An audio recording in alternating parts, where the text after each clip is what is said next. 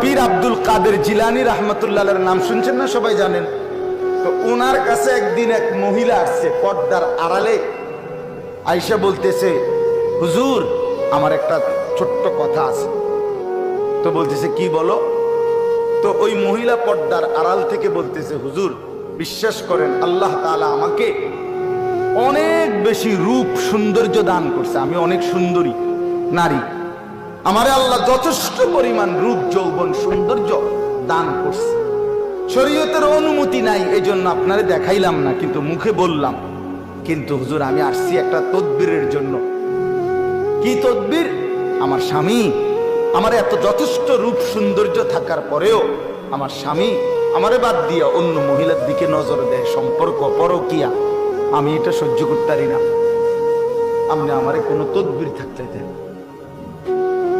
এই বড় পীর আব্দুল কাদের জিলানী রাহমাতুল্লাহ একটা চিৎকার দিয়া বেহুশ হয়ে গেছে। হুঁশ আসার পরে ওনার খাদেমরা জিজ্ঞেস করছে, হযরত মহিলা একটা তদবির চাইলো, এন আমনের কি হইলো যে আপনি চিৎকার দিয়ে উঠলেন, আপনি কেন বেহুশ হয়ে গেলেন? তখন তিনি বলেন, বাবা শোনো, এই মহিলার এই কথা আমারে বহুত বড় এক সবক দিল। এই মহিলার কথার থেকে আমি বুঝলাম, হ্যাঁ এক সাধারণ মহিলা তার স্বামীর মধ্যে আরেকজন শরীক সহ্য করতে পারে না, আমার আল্লাহ এত বড় কায়নাত দিয়ে তার সাথে কেউ শরীক করলে তিনি কেমনে সহ্য করবে? বুঝেন নাই কথাটা? এত কিছু দিয়া আল্লাহ আমারে পাইলা, যদি আমি সেই আল্লাহর সাথে শরীক করি আল্লাহ কেমনে সহ্য করবে? আমি এই বেডির কথা থেকে এটা বুঝছি। হ্যাঁ, কারে বাদ দিলেন ভাই? সারা দিনে আল্লাহর নামটা মুখ দিয়ে বাইর হয় না, কত বড় নিকৃষ্ট মুসলমান।